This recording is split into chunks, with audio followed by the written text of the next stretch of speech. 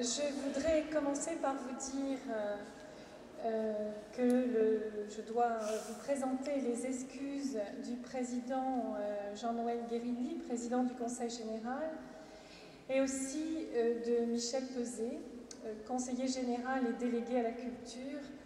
Michel Pezet plaide en ce moment à la cour, enfin à la justice, et donc le procès n'est pas terminé, et il comptait vraiment être parmi nous ce soir, parce que cette histoire dont on parle ce soir et qui va rester pendant un mois dans nos locaux, c'est-à-dire celle de l'arrivée des Indochinois à Marseille, le passionne et il y porte beaucoup d'intérêt.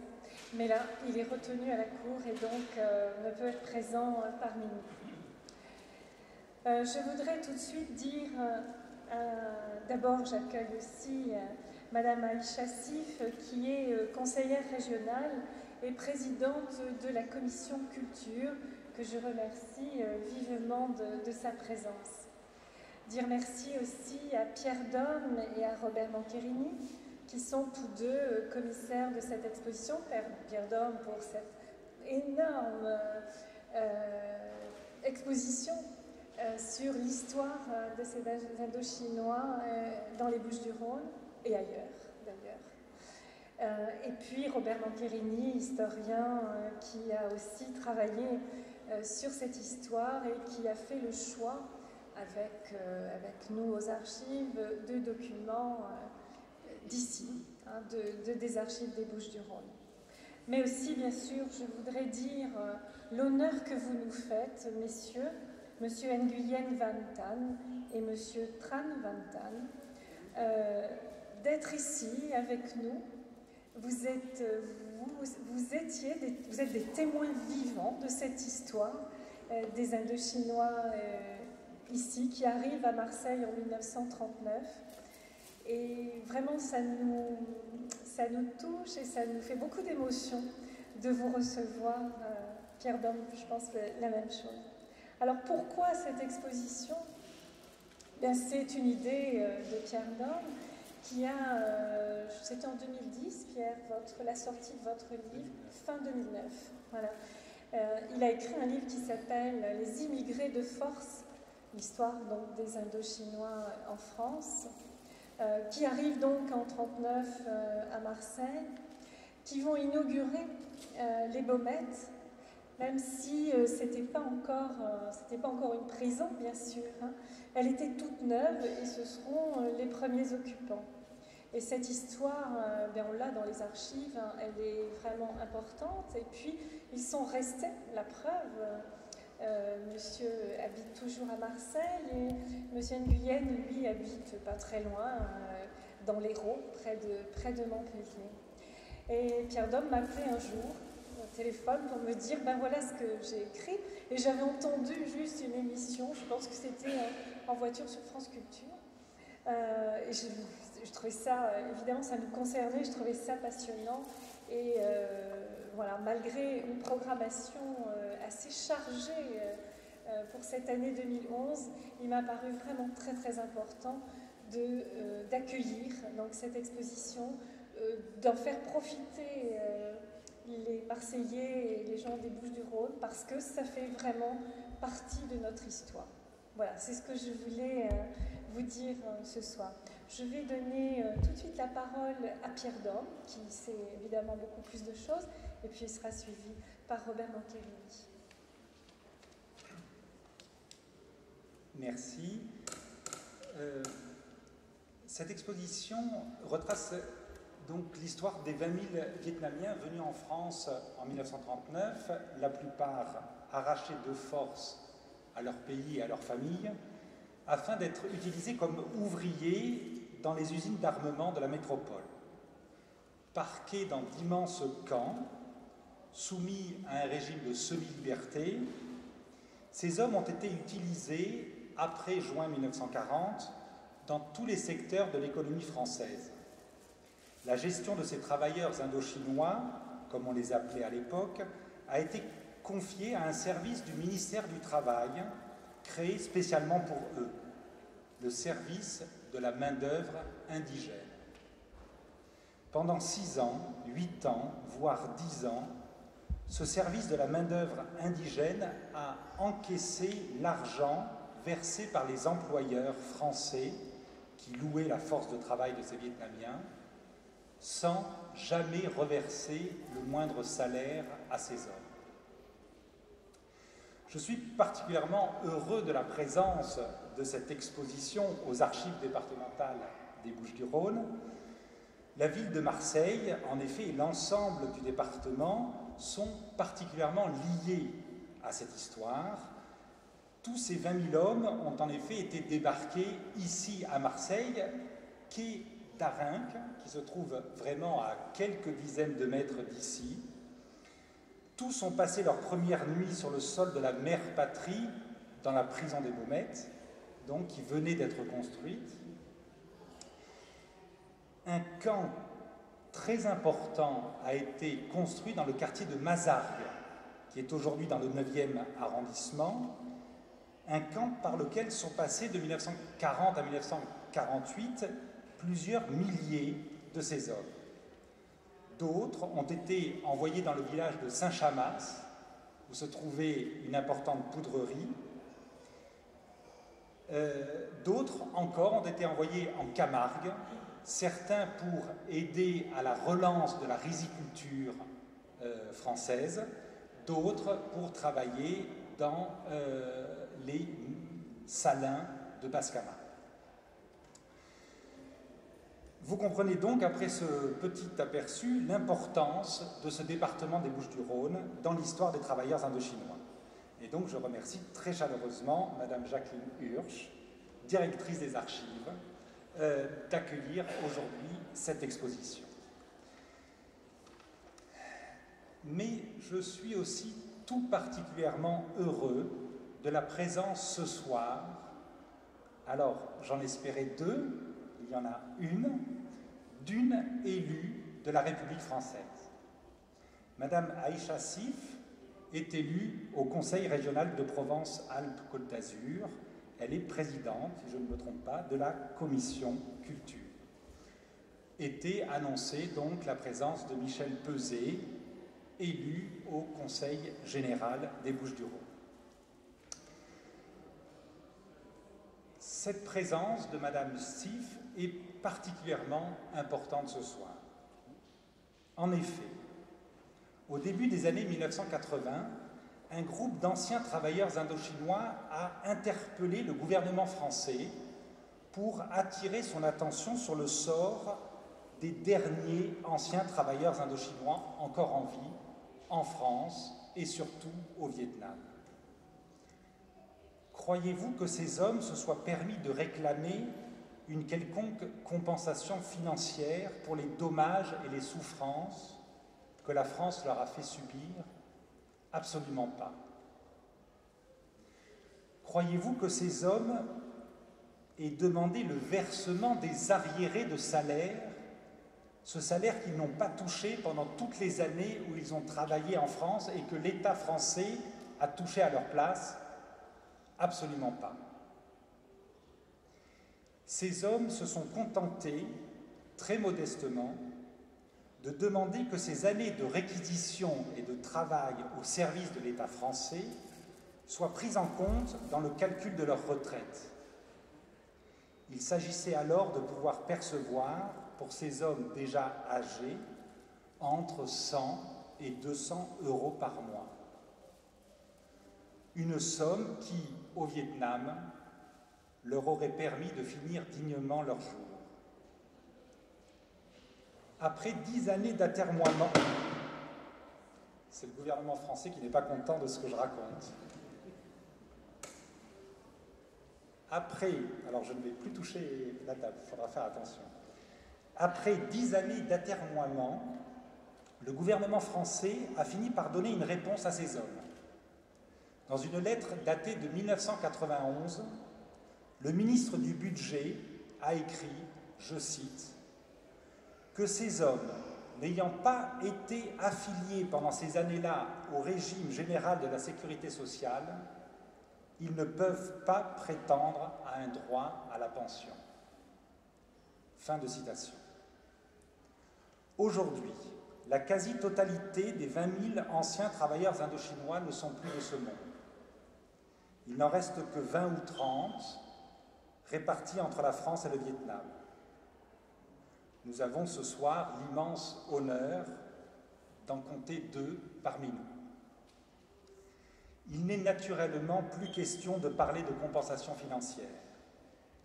Par contre, ce qui est fondamental à prendre en compte aujourd'hui, au-delà des travaux des historiens, au-delà de ces expositions pédagogiques, au-delà des articles de journaux et des émissions de télévision, la chose importante, ce sont des paroles de reconnaissance prononcées au nom du peuple français par des élus de la République.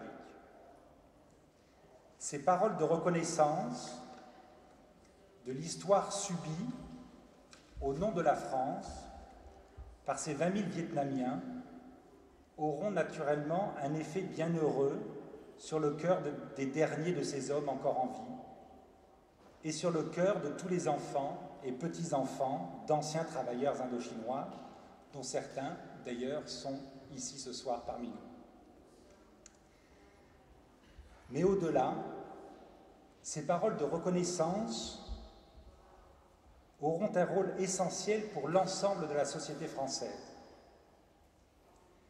À l'heure où des idées racistes cherchent de plus en plus à diviser notre belle société française métissée, belle parce que métissée, ces paroles seront là pour rappeler l'importance de l'histoire coloniale dans ce métissage. Je vous remercie.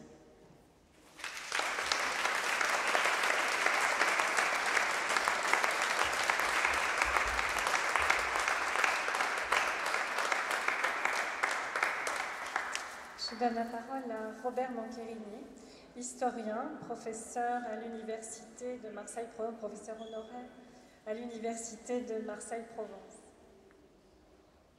Merci Madame la Directrice. Bonsoir, bonsoir à tous. Je suis très honoré aujourd'hui de participer à ce vernissage. Encore une fois, nous sommes réunis aux archives départementales par le passé. Le passé, c'est bien la fonction des archives départementales de le conserver, mais aussi, on vient de le voir avec ce que dit Pierre Dôme, les répercussions que le passé a sur notre présent. Et je crois que c'est très important de le conserver ici et de le mettre à jour chaque fois que c'est nécessaire.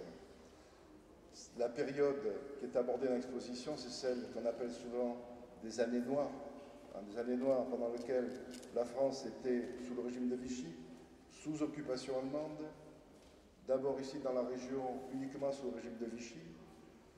Et c'est pendant cette période-là que les travailleurs indigènes, comme on disait, ont vécu une période très difficile. Ils ont été appelés en 1939, parfois requis de force, amenés à Marseille, grand port colonial. On retrouve là aussi toute une fraction de notre passé, amenés au Beaumet, on l'a dit, puis ensuite dispersés dans de nombreux camps, plus ou moins grands. Et malheureusement, il faut dire qu'à ce moment-là, la Provence était celle des camps de toutes sortes. Alors, il ne s'agit pas de les mélanger, de mettre un trait d'égalité, par exemple, entre le camp d'Émile et le camp des Indochinois, c'est tout à fait autre chose. Mais tout de même, c'était des camps dans lesquels était imposé un travail forcé, et je crois que c'est important de le souligner aujourd'hui. C'est important aussi de demander effectivement cette reconnaissance. Alors Marseille, ville métissée, on vient de le dire, ville coloniale, ville métissée, on vit la période des années noires, vécue très durement au Beaumet, puis dans les divers camps par ces travailleurs indochinois, mais aussi peut-être une ville qui permet l'intégration et qui a permis aussi au moment de la libération à ces travailleurs de participer aux événements de la libération et à la résistance, ce qu'on oublie souvent. Et tout de suite après la libération, de participer très activement à la vie civique de notre cité.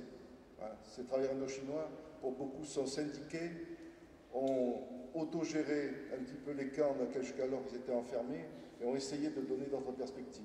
Mais bien sûr, il y a eu la guerre d'Indochine, une nouvelle guerre coloniale avant celle d'Algérie, nouvelle guerre coloniale qui donc a entraîné deux nouveaux problèmes pour les travailleurs qui étaient en France à ce moment-là, qui a provoqué d'énormes dissensions entre eux et qui, pour beaucoup d'entre eux, les a contraints à être en clandestinité pendant très longtemps en France même. Mais aujourd'hui, je crois qu'on peut célébrer les témoins qui sont aujourd'hui et qui peuvent nous apporter des paroles sans doute de réconfort et d'espoir. Je vous remercie.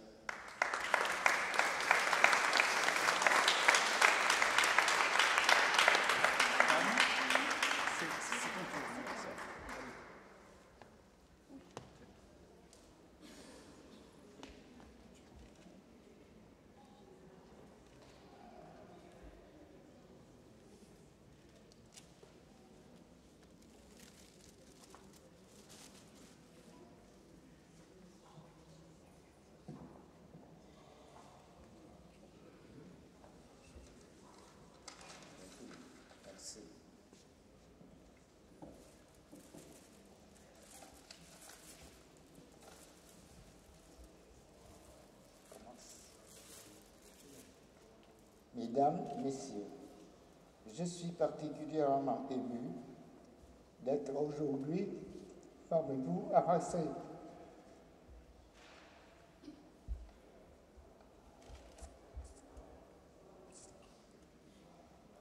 C'est en effet à Marseille que nous, les 20 000 Indochinois requis, ont été accueillis au début de la Seconde Guerre mondiale. C'est aussi à Marseille que ces requis ont pris conscience d'une France coloniale et d'une France humaine. Ils ont servi la France, puis ils ont été oubliés.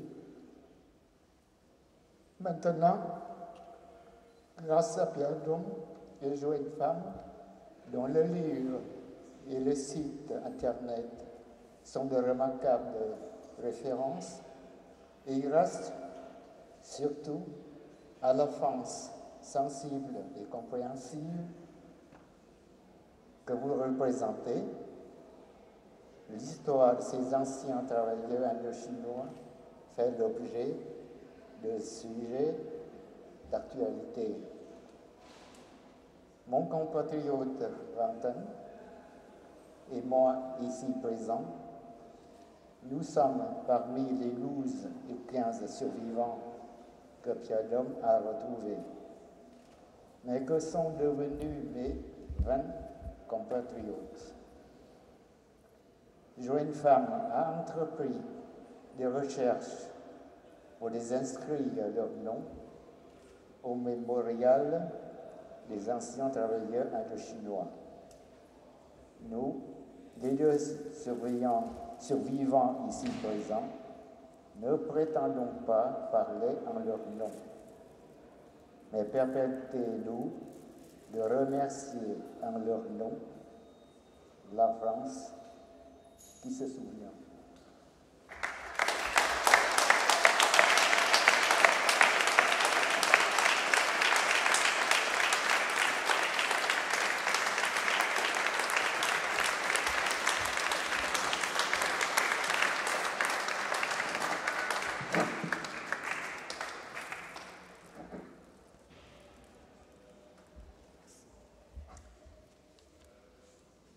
Je donne la parole à Madame Aïcha Sif, conseillère régionale. Je vous remercie. Bien, mesdames, mesdemoiselles, messieurs, je crois qu'il y a dans une vie publique et de citoyenne et d'élus du Conseil régional et de la République des circonstances exceptionnelles comme celle que nous vivons ce soir, où l'émotion personnelle, intime, se teinte aussi de joie et de fierté. Je veux parler de la fierté de représenter ici le président de la région et député d'Arles, Michel Vauzel. Comme il vous a été dit, le président, hélas, a été retenu par ailleurs. Je veux donc particulièrement remercier Madame Jacqueline Urge, qui est à nos côtés, qui est la directrice des archives départementales, pour la qualité chaleureuse de son accueil. Si le président Michel Vauzel a tenu à soutenir cette exposition, ce n'est en rien l'effet du hasard. Député avant tout de la Nation, mais aussi d'Arles et de la Camargue, Michel Vauzel est très attaché à la reconnaissance de cette mémoire qui a été si longtemps refoulée des travailleurs indo-chinois enrôlés de force, qui ont été déracinés et qui ont été exploités. Il est grand temps que notre région et notre pays admettent et assument son passé et rendent à chacun son dû. Nous n'avons que trop longtemps eu une mémoire sélective, oublieuse et fuyante au regard de cette page sombre de notre histoire coloniale. Il est grand temps d'affirmer solennellement nos regrets et notre reconnaissance à ces travailleurs indo-chinois qui ont pris une part active à l'effort de guerre de la France et au développement économique de notre pays. C'est donc pour moi, avec une grande fierté, que je vais honorer deux de ces vétérans de cette page de notre histoire, en la personne donc, de M. Tran Van Tan ainsi que M. Nguyen Van Tan. Je leur remettrai, au nom du président Michel Vauzel, des témoignages de reconnaissance de notre région. Je veux ainsi saluer votre témoignage, monsieur, qui m'a beaucoup touchée, plein de vitalité, de ténacité, d'espérance, que je raconterai à tous les autres. Ça a été un grand moment, je vous remercie. À travers vous, messieurs, ce sont près de 20 000 travailleurs indo-chinois, comme il a été dit par Pierre, qui sont venus dans les mêmes conditions que vous, que je veux saluer et honorer, sans oublier un nombre à peu près équivalent de compatriotes qui s'étaient engagés à titre militaire et donc beaucoup ont rejoint la résistance aux nazis. Je voudrais vous dire aussi mon plaisir de retrouver ici un public nombreux, ému, passionné, déterminé, exigeant, parce que composé en grande partie par les petits-enfants, les enfants, les arrière-petits-enfants de ces travailleurs indo-chinois. Je vous remercie toutes et tous de votre présence qui témoigne de l'enrichissement mutuel, du dialogue que doit continuer à entretenir la France avec l'ensemble des cultures, notamment avec l'Asie. Vous êtes les héritiers de cette mémoire et à ce titre, vous constituez une composante fondamentale et fondatrice de notre région et de notre pays. L'honneur qui m'est fait aujourd'hui, je le mesure à la qualité des travaux qui ont été menés ici par les personnalités éminentes. Je tiens à saluer donc Pierre Dôme, journaliste, écrivain et animateur de l'association Histoire vietnamienne, sans qui rien de ce que vous voyez n'aurait été porté à notre connaissance, qui a été jusque-là d'ailleurs caché. Ensuite, Robert Mancherini, qui est professeur émérite d'histoire à l'université, dont la modestie, la générosité, le dévouement n'ont d'égal que sa compétence. Je salue aussi Alain Guillemin, universitaire au CNRS, à la Maison méditerranéenne des sciences de l'homme et à l'Institut de recherche sur le sud-est asiatique, dont les thèmes de recherche témoignent d'un grand éclectisme, d'une belle originalité et d'une brillante intelligence. Je salue également le cinéaste Zhu Leliu.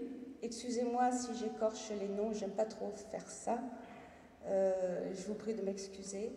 Je salue donc le cinéaste dont la critique a fait unanimement l'éloge des hommes de qui et dont on dira jamais assez combien le travail de réalisation a permis de diffuser cette mémoire jusqu'à ici occultée. Je n'oublierai pas Bruno Dohan, qui est graphiste de très grand talent et renom, lui-même fils de travailleur indo-chinois. Bruno Dohan, qui a donné à cette exposition un éclat exceptionnel. Je conclurai en disant que c'est l'un des nombreux mérites de cette soirée que d'engager une réflexion sur notre histoire et notre mémoire, par référence aux valeurs qui nous tiennent le plus à cœur. La France n'appartient pas qu'aux Français. La France ne se réduit pas à un peuple, à un territoire, en cette période cruciale, comme vous l'avez dit, Pierre, pour l'équilibre de notre société, pour notre cohésion collective. Nous mesurons l'importance capitale de cette journée. La mémoire, l'héritage, le legs des travailleurs indochinois sont riches d'enseignements. Nombre d'entre eux ont ensuite lutté en Indochine pour donner corps avec cette valeur républicaine qui constitue les droits des peuples à disposer d'eux-mêmes, hors du joug colonial. Leurs descendants perpétuent leur attachement à leur pays et à leur culture d'origine sans acrimonie, sans rancœur pour cette France, qui a pourtant été bien souvent une mauvaise marâtre et une bien mauvaise mère pour leurs aïeux. Fiers de votre culture d'origine, vous témoignez d'un bel investissement dans la culture francophone, dans les études, dans la réussite scolaire, universitaire et professionnelle. Et en retour de votre engagement, la France doit se montrer capable de s'enrichir de ces diversités d'hier, d'aujourd'hui et de demain, venues d'Asie, d'Afrique et d'Europe. Les colonisés d'hier doivent être eux aussi les citoyens et les élus d'aujourd'hui.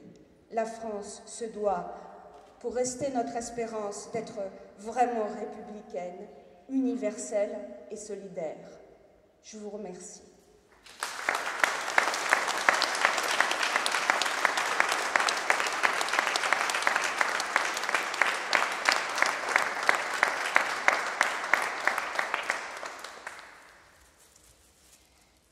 Le Conseil général, comme le Conseil régional, ont tenu, messieurs, à vous honorer et à vous remettre un souvenir de ce moment intense que nous vivons tous et à vous remettre donc ce témoignage de leur sympathie envers vous, mais plus que ça, hein, c'est-à-dire vraiment que vous sentiez très honorés d'être ici à Marseille et donc que vous gardiez ce souvenir-là de votre passage.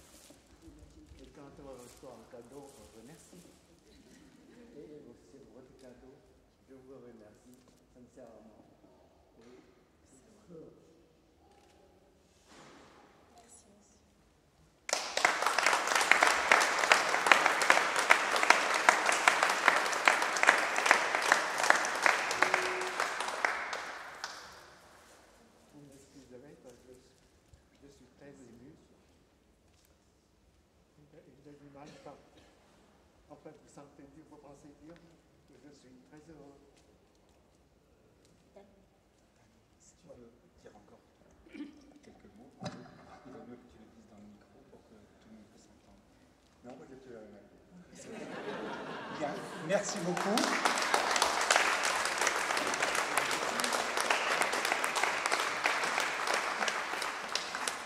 Je vous invite à un petit cocktail qui est servi derrière, mais bien sûr, Pierre Dorme se tient à votre disposition, j'en dis pas trop, hein, Pierre, pour si vous avez besoin de renseignements, mais il y a tellement de choses qui sont dites. Et puis aussi, je remercie aussi la librairie Le Prado, qui, comme chaque fois, nous fait plaisir d'apporter des livres, et vous pouvez acquérir ce livre formidable, Immigrés de force.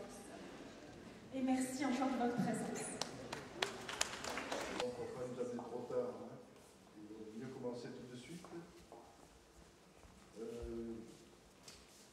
Donc, je vous remercie d'être resté pour cette table ronde qui va permettre d'aborder plus à fond toute une série de sujets.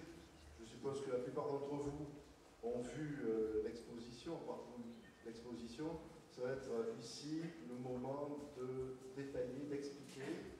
Donc il y aura toute une partie qui sera consacrée au débat entre les intervenants à la tribune, puis une partie qui sera consacrée évidemment aux questions que vous vous posez. Donc d'abord, je dois excuser Pierre Brocheux, qui n'a pas pu venir. Sa femme ayant des problèmes de santé. Donc il me prie de vous excuser auprès de lui. Pierre Brochet est un grand spécialiste de l'Indochine, de l'histoire de l'Indochine. Il a sorti un ouvrage remarquable qui s'appelle Indochine, la colonisation ambiguë. Je conseille de lire, si vous l'avez déjà lu. Il était en vente à l'extérieur.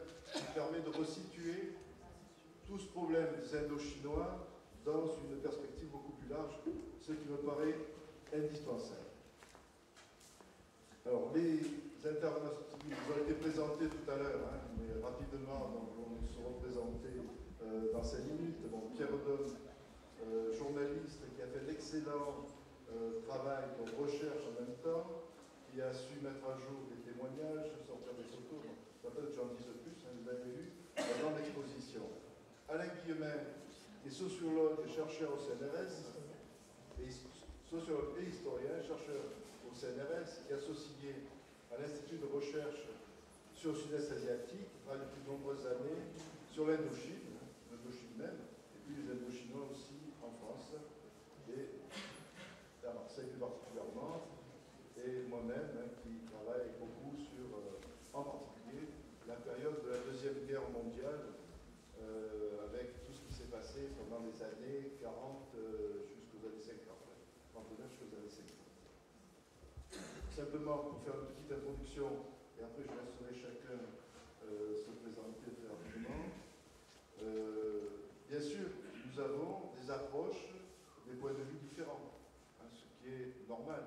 Nous venons un peu d'horizons différents, sociologue, même historien n'a pas tout à fait peut-être le même point de vue que l'historien, le journaliste n'a pas tout à fait le même point de vue, et c'est une très bonne chose hein, qu'il y ait cette diversité qui permet justement la confrontation et l'avancer. Les sciences sociales, c'est ce qui doit permettre le débat, et ça me paraît essentiel. Alors simplement, bon, je ne vais pas reprendre tout ce que vous avez vu dans l'exposition, ce qui a été dit, simplement faire quelques approches qui permettent un petit peu de voir mieux le problème à Marseille. Quelqu'un qui habite à Marseille en septembre 1940, qu'on n'aurait pas attendu à propos des Indochinois, Simone Weil, la grande philosophe, habite dans une pension près de Mazargues à ce moment-là. Et elle voit ces Indochinois, et voici ce qu'elle dit. Hein, donc ça a été rapporté par le docteur Pécher, qui est son confident. Je vis dans les ténèbres et je m'ennuie, disait l'un des Indochinois, et Simone répétait ces paroles d'une voix rendue elle-même ténébreuse par l'émotion. Elle apprend que dans le camp, une des punitions les plus usitées n'était pas physiquement cruelle, mais, paraît-il, elle blessait beaucoup les gens. Elle consistait à leur raser la tête, mais seulement sur une moitié. Au cours de l'hiver suivant, on emploie ces anamites, comme on disait, à balayer la neige dans les rues. Et voici le témoignage du docteur confident de Simone Weil. Un jour qu'il avait neigé, on parsema ces tropicaux dans les rues de Marseille, avec mission, paraît-il, d'enlever la neige. Là, le cœur de Simone se fendit. Il n'y avait rien de plus lamentable, me raconta-t-elle en rencontre de juillet, que ces pauvres gens, debout au milieu de la neige, dans de mauvais vêtements, ne sachant que faire. Donc, vous voyez déjà, il y a toute une série de questions qui sont posées hein, sur le vêtement de ces travailleurs et sur les occupations qui leur sont imposées. Elle écrit d'ailleurs à l'un de ses amis qui est au gouvernement de Vichy, enfin qui connaît du moins Belin qui est au gouvernement de Vichy, le syndicaliste Belin qui est au gouvernement de Vichy. Elle intervient à plusieurs reprises, et voici l'une de ses lettres.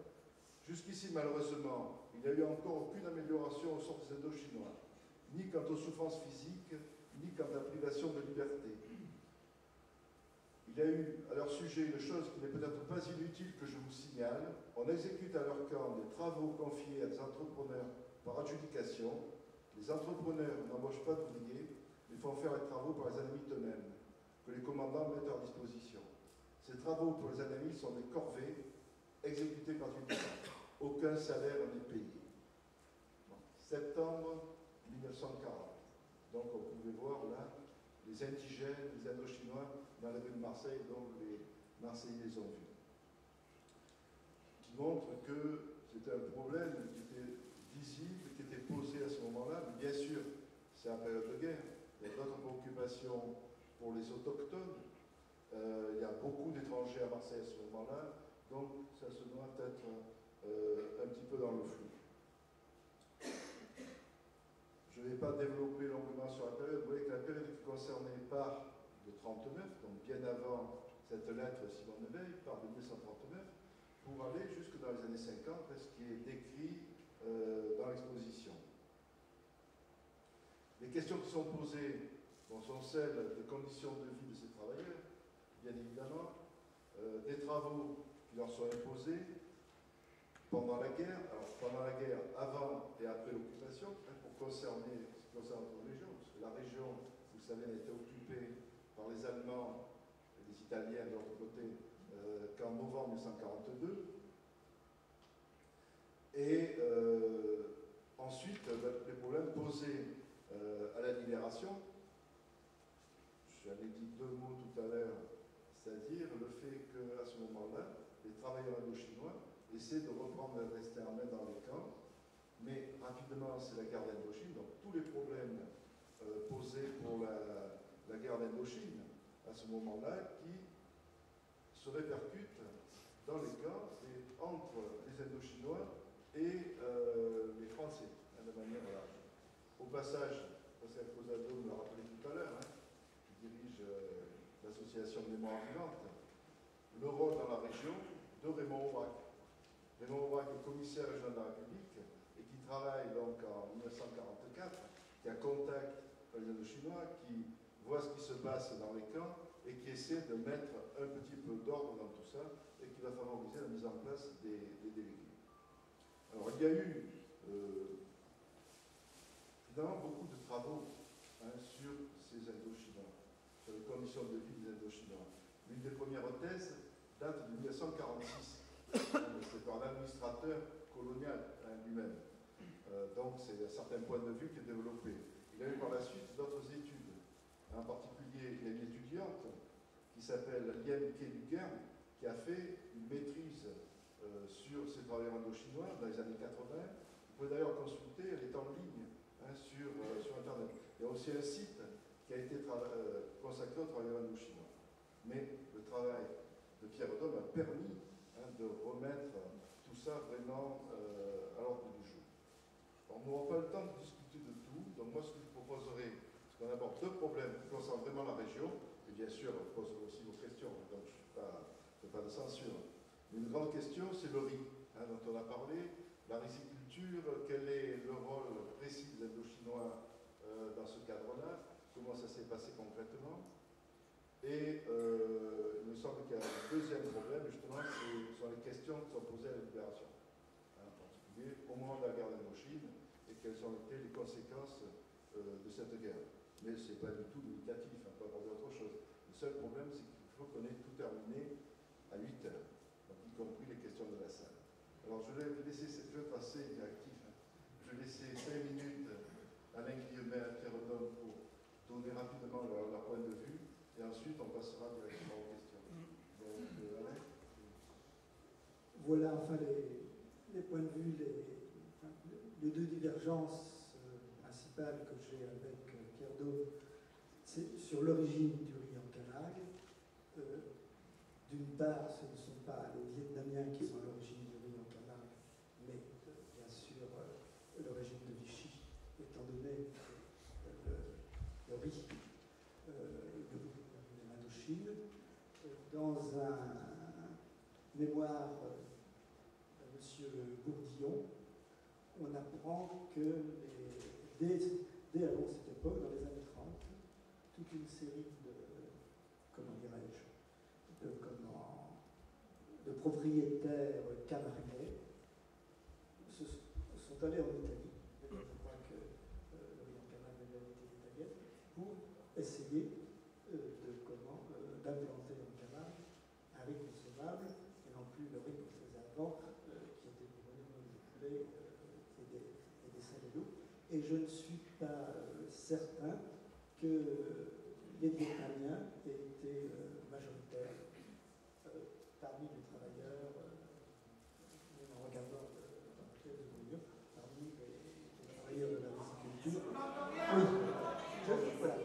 suis pas certain que les travailleurs vietnamiens aient été majoritaires parmi les travailleurs de la viticulture en Camargue.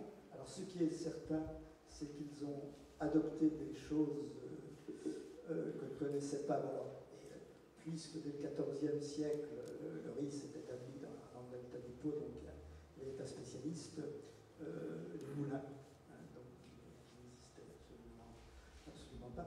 Mais je ne suis pas du tout certain qu'ils étaient majoritaires. Alors, il y a beaucoup de choses sur l'origine du riz, on a beaucoup d'études, beaucoup de thèses. Il y a un administrateur qui reproche à Brugnot d'avoir été un peu vite. Voilà.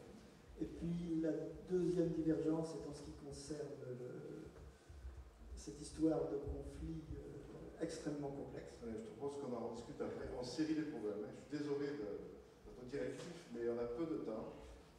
Donc Pierre, allez, sur le riz, le point est posé. Je comptais que ce soit posé après, mais il est posé tout de suite. Allez. Ok, eh bien écoute, donc si on attaque directement par le riz, attaquons par le riz. Alors, bien entendu, cher Alain, je n'ai jamais écrit que ce sont les Vietnamiens qui ont décidé un beau jour de 1941 d'aller planter du riz en Camargue.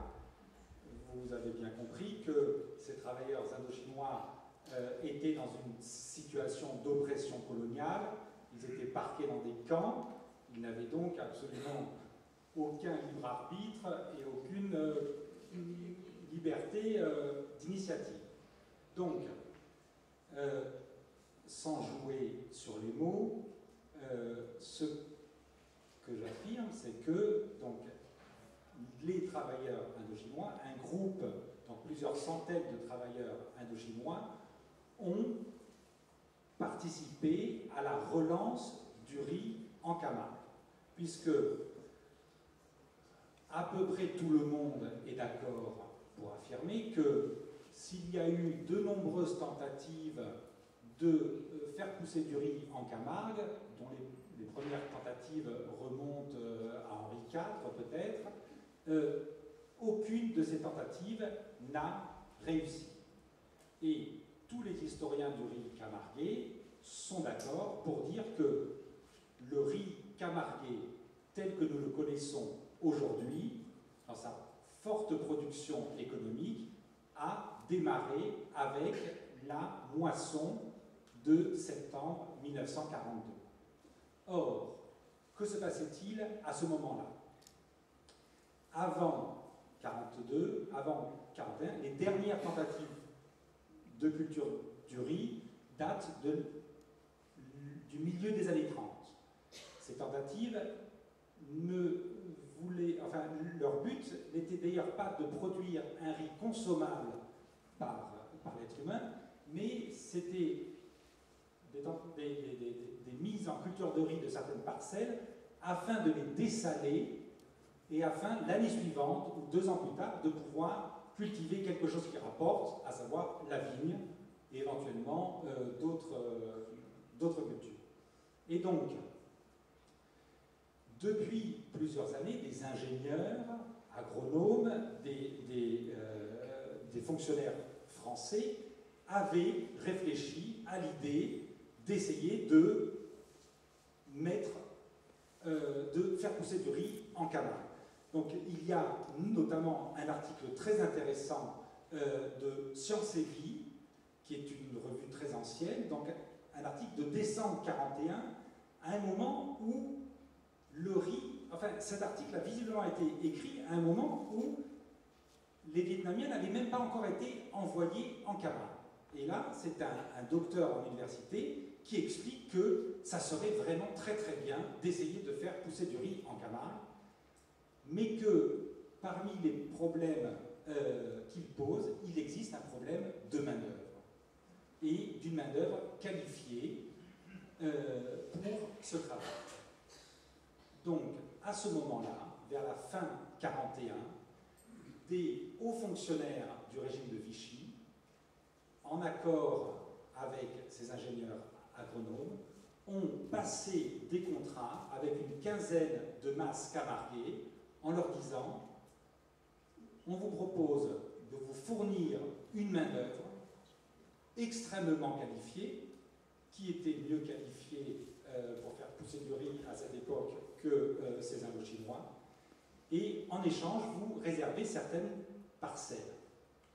Et donc, ces parcelles ont été réservées, il fallait ensuite les préparer, ce qui est un travail très très dur.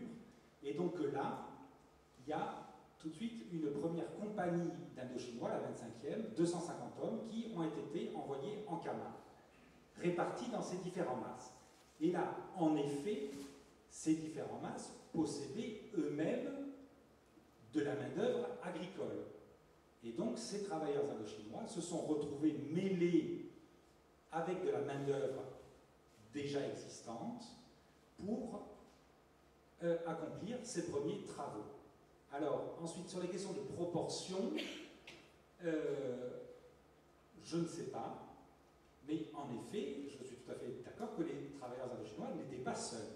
Cependant, s'ils n'avaient pas été là, de toute façon, il n'y aurait pas eu assez de main-d'œuvre disponible, assez de main-d'œuvre extrêmement bon marché, parce que les propriétaires des masses camarguais n'avaient pas envie de mobiliser toute leur main-d'œuvre qu'ils payaient au tarif normal pour se lancer dans une expérience de riz qui aurait très bien pu ne pas marcher. Et donc, il y avait aussi cette main-d'œuvre, non seulement très bon marché, mais extrêmement qualifiée. Et donc, la première moisson de 42, qui était une récolte de test, a formidablement bien marché. Et c'est à partir de là que la machine s'est enclenchée et que de plus en plus de propriétaires terriens camarguais se sont dit « Ah ben là, c'est vrai que ça marche, on va s'y mettre ». Les Indochinois eux-mêmes n'ont été présents en Camargue que pour la récolte 42, 43, 44 et éventuellement 45. Et ensuite, de toute façon, on leur a dit de partir. Mais l'industrie avait été lancée et elle s'est mise à décoller dans des conditions extraordinaires pour diverses raisons, et elle a fait la fortune d'un grand nombre de propriétaires camarguais. Et donc c'est en cela, et je conclue là-dessus, que on peut dire que c'est grâce à ces Indochinois, mais pas uniquement eux, mais grâce à eux, que le riz a été lancé en Camargue en 1942. Merci Pierre. Vous voyez, le débat est amorcé, c'est parti du jeu en sciences de l'homme, c'est-à-dire on a tous des points de vue. Ça ne veut pas dire que ce sont des points de vue totalement antagoniques, mais des points de vue différents. Ça vient des documents qu'on a étudiés, des témoignages, des documents qu'on a pu recueillir ici. Les archives départementales sont très riches et les archives d'outre-mer aussi, à Aix-en-Provence. Je vous permettrai de dire un petit mot. Tout à l'heure, si vous permettez de noter bien vos questions, parce que là, on a un timing d'enfer. Je vous permettrai de dire un petit mot sur le débat. C'est-à-dire, il faut se replacer dans le contexte de l'époque. On est en situation, contrairement à ce qu'on peut penser, de pénurie de main-d'œuvre. C'est-à-dire, tous les jours, on a des demandes de la part des eaux et forêts, des entreprises, des propriétaires agricoles qui demandent la main-d'œuvre, et en particulier dans les grandes masses de Camargue. Il y a des sollicitations qui sont envoyées, donc ça c'est un premier problème. Donc on a la main-d'œuvre sous la main, on va l'utiliser, mais pas uniquement en Camargue. Où les Indochinois sont le plus employés, c'est dans les forêts, parce qu'ils travaillent à la carbonisation. On a besoin de charbon de bois pour le gazogène, ils ont des conditions de travail très difficiles. J'ai sorti une lettre d'un administrateur qui voit les Indochinois travailler à Saint-Zacharie et qui dit que c'est absolument abominable. Ils vont jusqu'à se couper des doigts pour qu'ils soient réformés, qu'on les ramène au camp pour qu'ils ne travaillent plus dans les forêts. Dans les salins aussi, c'est absolument terrible comme condition de travail. Ils travaillent sans protection, sans chaussures, les yeux sont brûlés, il y a toutes sortes de maladies. Il y a aussi le rapport d'un médecin là, qui raconte tout ça. D'ailleurs, le rapport d'un médecin qui a été remis à Madame Charleroux, la mère d'Edmond de Charleroux. Voilà, ceci pour dire, la pénurie de main-d'œuvre est partout, donc les travailleurs indochinois vont être utilisés comme d'autres travailleurs. En même temps, en ce qui concerne le riz, mon opinion en tant qu'historien, c'est qu'il faut replacer tout ça dans le contexte. Alors, il y a la main-d'œuvre indochinoise qui sans doute va apporter un savoir-faire. Maintenant, on est en période d'économie dirigée, totale. C'est-à-dire il y a un contrôle centralisé de l'économie, donc il y a ce qu'on appelle des comités d'organisation. Il y a un comité d'organisation qui contrôle le riz. Et ce comité d'organisation, sur la base des consignes de Vichy, de l'État français, va engager un système de péréquation. C'est-à-dire qu'on va payer le riz au-dessus de son coût de revient. C'est l'État qui va financer le riz. Pourquoi? Faisons très simple. C'est qu'on est en période de pénurie alimentaire. Et en plus, on est coupé complètement de l'Indochine. Là aussi, la conjoncture globale. Donc c'est, à mon avis, ce qui va être déterminant, cette péréquation par rapport au prix du riz. C'est-à-dire qu'on finance, c'est l'État français qui finance la culture du riz, et non pas les propriétaires. C'est l'État français qui est derrière et qui va donner tout. Alors les propriétaires vont en profiter, bien évidemment, puisqu'ils vont toucher de l'argent, c'est-à-dire au-dessus du prix de revient du riz. Là, bon, il y a une caisse qui s'appelle le groupement d'importation et de répartition du riz, qui va représenter qui va distribuer une plus-value de 33% par rapport au prix du coût de revient. Donc, ça, c'est une politique de Vichy. Deuxièmement, il y a une politique de placement des capitaux à ce moment-là. Il y a beaucoup, par exemple, de propriétaires d'Alsace-Lorraine, etc., qui sont retrouvés en zone sud et qui ont besoin de placer des capitaux. Donc, ils vont acheter des territoires en Camargue, où on peut placer quand même pas mal d'argent. Alors, je parlais des Alsaciens-Lorraine, là, c'est la pierre. Il y a aussi des industriels marseillais, Paul Ricard, qui va s'investir à ce moment-là à Camargue, comme il ne peut plus vendre son pastis. Donc, il y a là toute une politique d'investissement. C'est la deuxième explication, je crois. Une explication globale sur la politique de l'État de Vichy. Les placements des capitaux ensuite. Ensuite, sur ce que j'ai trouvé dans les archives, c'est que sur les tentatives, alors, effectivement, ce que vous avez dit l'un et l'autre, vous êtes d'accord finalement, sur le fait que ça a commencé avant, que ça a échoué, puis que ça a pu se développer à ce moment-là. Si ça a pu se développer à ce moment-là, je crois que c'est grâce à ces conditions particulières de l'occupation et de l'État français. D'ailleurs, les semences viennent d'Italie, puisque dans la plaine du Pô, il y a la riziculture aussi en Espagne, et les travailleurs italiens et espagnols qui travaillent aussi dans les rizières. Alors, entendez-moi, ce que je dis ça, c'est pas du tout pour dénigrer le travail des Indochinois, c'est pour replacer ça dans un contexte plus large. C'est-à-dire, c'est finalement l'État français, l'État de Vichy, qui a permis la culture du riz, qui va exploser d'ailleurs après la libération, qui va exploser en 1945-1946. Pourquoi? Parce que là aussi, il va y avoir des investissements massifs qui sont liés au plan Marshall. La mécanisation, etc., la construction de digues et tout, ça va être des investissements massifs. Donc, voilà. Les travailleurs indochinois, leur présence est importante, mais ce n'est pas le seul élément. Les historiens essaient toujours de voir la pluralité des causes et tout le contexte. Ça signifie absolument pas que les travailleurs indochinois n'ont pas apporté leur contribution, bien au contraire, et qui n'ont pas souffert. Les souffrances ont été terribles. Mais il s'agit de repasser tout ça dans un contexte. Alors, je veux bien vous céder la parole un petit peu. Dites-moi si vous avez... Alors, non, il y a une autre chose en ce qui concerne... Voilà, il y a une autre chose en ce qui concerne les conditions de travail de ces ouvriers vietnamiens saisonniers. J'ai été dans une autre vie sociologue rurale, et dans tout grand domaine, il y a les domestiques qui ne sont pas très bien traités, et les saisonniers qui sont traités comme des chiens. Alors, est-ce que les travailleurs vietnamiens, je ne parle pas de la rémunération, étaient moins bien traités que les travailleurs non vietnamiens en Camargue? Je parle des saisonniers, je n'en suis pas certain.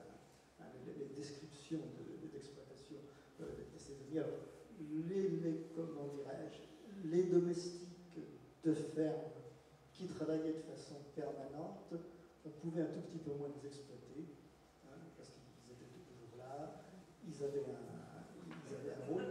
avaient un rôle, et je pense que Pierre Angélique même, je crois, que c'est en Camargue que les travailleurs vietnamiens réquisitionnés ont été les moins malheureux, certainement une vie moins difficile que dans les salles.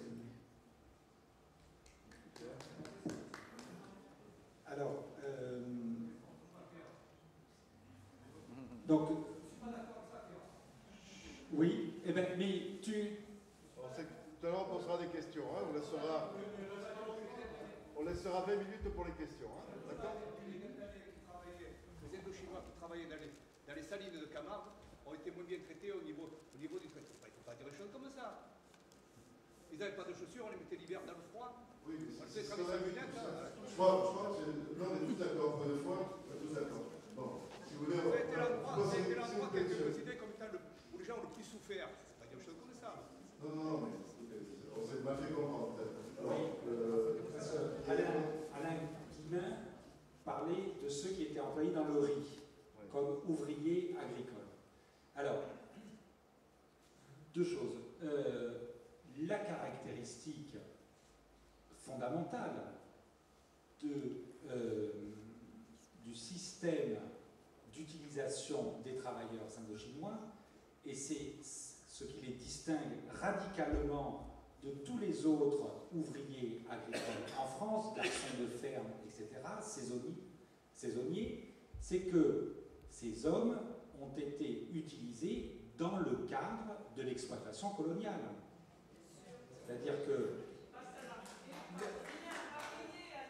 Oui, et avec un État français qui considère comme légitime d'aller prendre ces hommes, les arracher de chez eux et les faire travailler pendant des années sans les payer. Alors, on peut ensuite décrire en effet les conditions des travailleurs saisonniers en Camargue à cette époque, mais de toute façon, on est dans un autre système. D'accord, donc ça, c'est très important. Et ensuite, Robert, je suis alors très embêté d'oser humblement remettre en question un point que tu as évoqué, puisqu'il entre en contradiction totale avec certaines de mes recherches, à savoir quand tu dis que dans ces années de Vichy, de culture dirigée, tout à fait, le rapport avec Vichy était que Vichy achetait la production à un prix surestimé. Or, de mémoire, donc dans le mémoire de Brugnot, Jean Brugnot, un type qui faisait partie de l'encadrement d'une compagnie de travailleurs indochinois qui cultivait du riz en Camargue, et qui a écrit un petit mémoire là-dessus.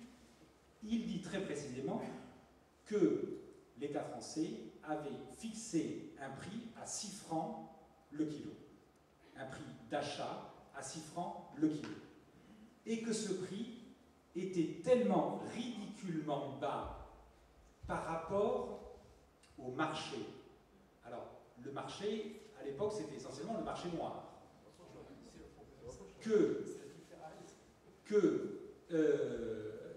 Les producteurs cachaient une partie de leur production à l'administration française pour la revendre au marché noir. Alors, bon, en effet, c'est les lois du marché, c'est pas forcément les questions de prix de production. Et ce qui a fait, et je finis là-dessus, ce qui a fait la véritable fortune d'une vingtaine de familles camarguaises, ça a été à la libération, c'est-à-dire à la libération de l'économie dirigée, lorsqu'ils ont pu vendre l'ensemble de leur production au prix du marché, le prix du riz en 45, 46 jusqu'à 50 a complètement explosé, et là, en effet, des fortunes se sont constituées. Bon, alors, je ne vais pas profiter de ma place de président. Je ne vais pas profiter de ma place de président pour tout intervenir, quand même. J'ose un petit mot pour rectifier ce que tu dis, Pierre. C'est-à-dire n'est pas par